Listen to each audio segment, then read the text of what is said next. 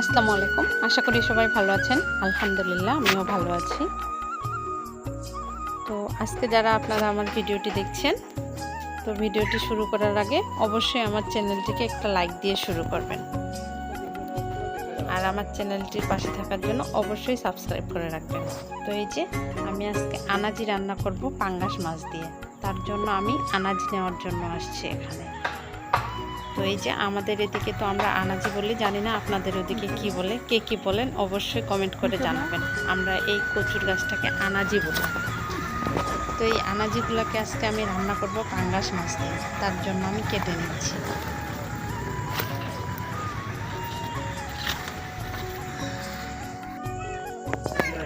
এই যে আমি কতগুলো আনাজি কেটে নিয়েছি। তো এই যে আমি সবগুলো আনাজি এইভাবে বড় বড় সাইজ করে কেটে নেব।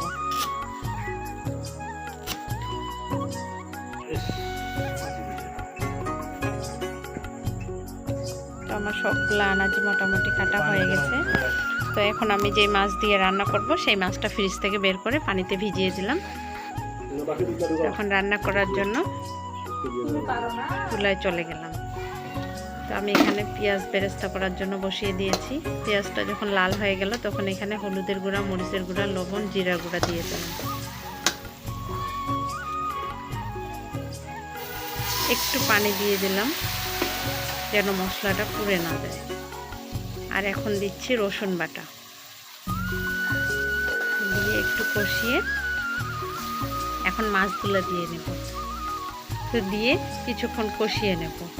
মাটির চুলা রান্না, যার কোনো তুলনাই হয় না। স্বাদে গন্ধে অতুলনীয়, আর কালার দেখে তো মন জুড়িয়ে যায়, দেখেই মনে হয় কখন খাওয়া যাবে। তো আমি আপনাদেরকে কিন্তু রেসিপি শেখাচ্ছি না, আমি যেভাবে রান্না করি, গ্রাম অঞ্চলে যেভাবে রান্না করা হয় সেটাই আপনাদের মাঝে শেয়ার করতেছি।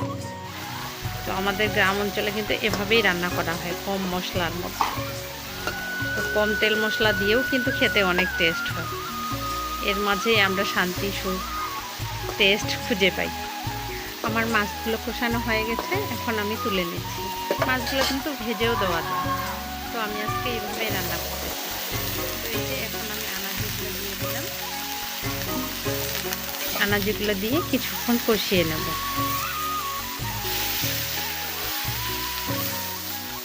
অনেকে আনাজি ভাপ দিয়েও রান্না করে, তো আমি এভাবে কাঁচায় রান্না করি। ভাপ দেওয়ার কারণ হলো যেন গলার মধ্যে না ধরে। তো আমি একটু ঝাল বেশি করে দিয়েছি, আর আমাদের আনাজিগুলো ভালো গলার মধ্যে ধরে না। তো এখন আমি আলুগুলো দিয়ে দিলাম, দিয়ে কিছুক্ষণ কষিয়ে নেব।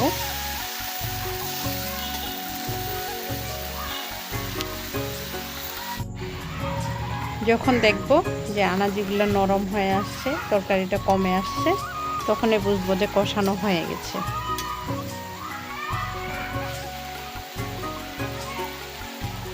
এই যে আমার কষানো হয়ে গেছে, এখন আমি পানি দিয়ে দিলাম।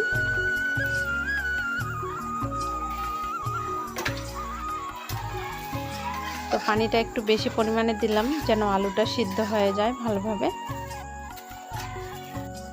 এখন ঢাকনা দিয়ে দেব। মাছটা কিন্তু এখন দিব না, এখনই মাছটা দিলে ভেঙে যেতে পারে, তাই মাছটা এখনই দিব না।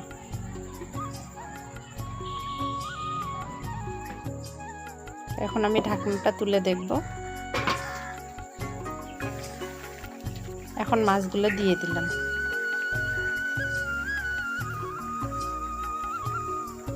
তো এইভাবে আনাজি রান্না করলে কিন্তু খুব টেস্ট হয়।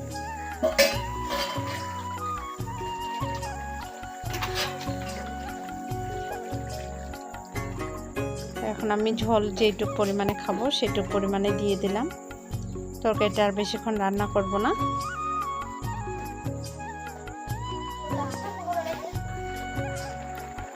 এই তো আমার তরকারিটা প্রায় হয়ে আসছে, শেষ। এই পর্যায়ে আমি একটু ভাজা গরম মশলার গুঁড়া ছিটিয়ে দিলাম।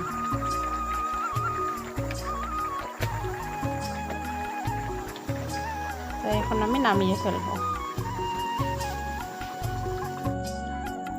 এই যে আমার তরকারির কালারটা কত সুন্দর হয়েছে, দেখে কি সুন্দর লোভনীয় লাগছে।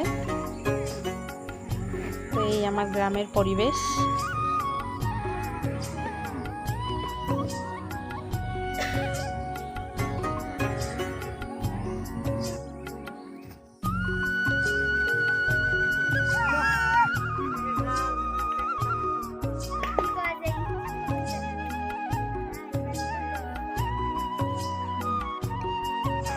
আর এই তো আমার পরিবারের বাকি সদস্যরা গোসল করে খাওয়ার জন্য রেডি হয়ে আছে। তো আজকের মতো এই পর্যন্তই। সবাই ভালো থাকবেন, সুস্থ থাকবেন। আল্লাহ হাফেজ।